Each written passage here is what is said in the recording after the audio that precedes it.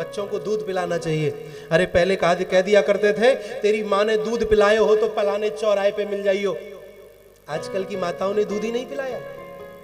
8-8, 10-10 उंगलियों में अंगूठियां हैं, मोटी चैन गले में है, ब्रेसलेट डायमंड के पहने हुए हैं, फर्स्ट क्लास मोबाइल लाखों रुपए का हाथ में है, नीचे गाड़ी लगी हुई है चकाचक, लेकिन शरीर में इतनी ताकत नहीं है कोई एक झापड़ मार के सब कुछ उतरवाए उसकी भी रक्षा कर पाए।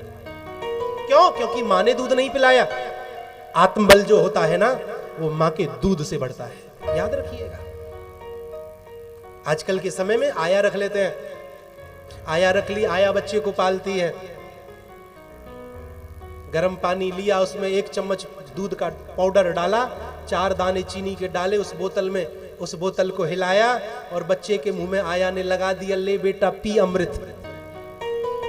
और बालक उस बोतल को पी करके बड़ा होता है, फिर वही जाके आगे बढ़ करके वही छोटी बोतल बड़ी बोतल बन जाती है। और जब वह बड़ी बोतल बनती है ना तो पत्नी आप अपने आप में दुखी, पड़ोसी दुखी, रिश्तेदार दुखी, माता पिता दुखी। बोले महाराज पता नहीं कहां से राक्षस पैदा हो गया। बोले माता यदि जन्म से संस्कार दिए होते तो राक्षस नहीं राम जैसा होता। आवश्यकता है आज मेरी प्यारी माताओं, अपने बच्चों को दुग्ध का पान जरूर कराना चाहिए। 3 साल बिगाड़े तब 1 पूत पारे। जब स्त्री कम से कम 3 वर्ष बिगाड़ती है, अपने जीवन के 3 साल का त्याग कर देती है, नींद का, खाने का, पीने का, सब कुछ त्याग देती है, तब जाकर के एक पुत्र को पाल पाती है। और वही पूत सपूत बनता है, याद रखना। हॉस्टल में भेजने की होड़ लगी हुई है। हॉस्टल में पढ़ा बच्चा, फिर आगे जाकर के कॉलेज में, फिर पीजी वगैरह में, फिर विदेश भेजने की होड़, फिर अंतिम संस्कार हम देख रहे हैं, तब कह रहे हैं। कई सारे यजमान हैं हमारे, YouTube पर भी सुन रहे होंगे और उनके साथ ये घटना घटित हुई है। कई सारे यजमान हमारे ऐसे हैं, ऑस्ट्रेलिया में, कनाडा में, अमेरिका में, नहीं आए अपने माता पिता के पास अंतिम संस्कार करने के लिए। वीडियो कॉल पर महाराज अंतिम संस्कार हो रहा है। इतना लायक मत बनाओ बच्चों को कि वो इतने नालायक बन जाएं कि तुम्हारी गिनती भी कहीं ना करें।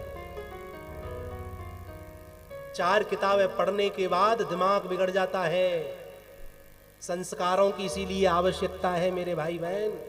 आप ही बताओ, क्या वह पुत्र है जो अपने माता पिता के अंतिम संस्कार तक नहीं पहुंचता? आज ये वृद्धाश्रमों में जाकर के देख लीजिए,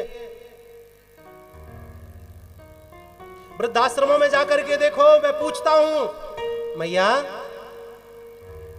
कैसी हो, ठीक हो, कब से हो? महाराज जी 15 साल हो गए। क्या करता है तुम्हारा बेटा? सरकारी अधिकारी है। अच्छा, फिर तुम्हें रखता क्यों नहीं है? महाराज जी बेटा तो रखना चाहता है लेकिन बहू को पसंद नहीं हो। अब मेरी वजह से झगड़ा हो तो क्या करूं? यही सही है। मन लग जाता है, बस आंखों में आंसू भर आते इतना कहने पर ही। वृद्धाश्रम में जाकर के देखना, जो ज्यादा पैसे वाले हैं ना, जिनके ज्यादा बेटे पढ़ लिख गए, बड़े हो गए, उन्हीं के माता पिता वृद्धाश्रम में हैं। किसी बेलदार का मां बाप आप दिखाओ साहब, मैं आपकी गुलामी करने के लिए तैयार हूं। कोई दिखाए मजदूर का कोई मां बाप वृद्धाश्रम में हो, दिखाए। और किसी में हिम्मत है तो कोई दिखाए मुझे किसी मुस्लिम का मां बाप यदि वृद्धाश्रम में मिल जाए तो मैं गुलामी करने के लिए तैयार हूं। वृद्धाश्रम भरा हुआ है हम हिंदुओं के माता पिताओं से। वृद्धाश्रम बनना मेरे देश का यह दुर्भाग्य है, कलंक है।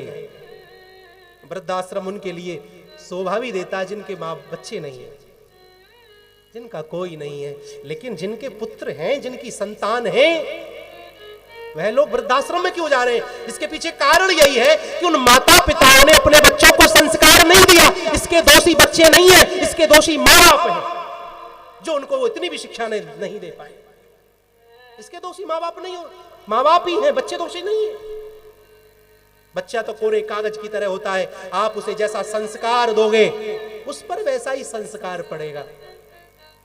हमारे रमेश गुप्ता जी हैं ये मुख्य यजमान, इनके दोनों पुत्रों की औकात नहीं है, इतनी हिम्मत नहीं है, इतनी हैसियत नहीं है जो पिताजी की, अपने पिताजी की एक बात का उल्लंघन कर दे। संस्कार दिए साहब, हम देख रहे हैं, एक इशारा होता है सब छुम। कोई बात भी कहनी है तो डरते डरते कहते हैं, पीछे से बैठे मीठे मीठे बोलते रहते हैं, लोकेश भैया, नीटू भैया। केवल बोलने का काम करती है तो बिटिया आरती करती है। कल कह रही थी, महाराज जी आपने सबका नाम लिया, मेरा नाम तो लिया ही नहीं। मैंने कहा आपका नाम क्या है? बोले आरती। कितना सुंदर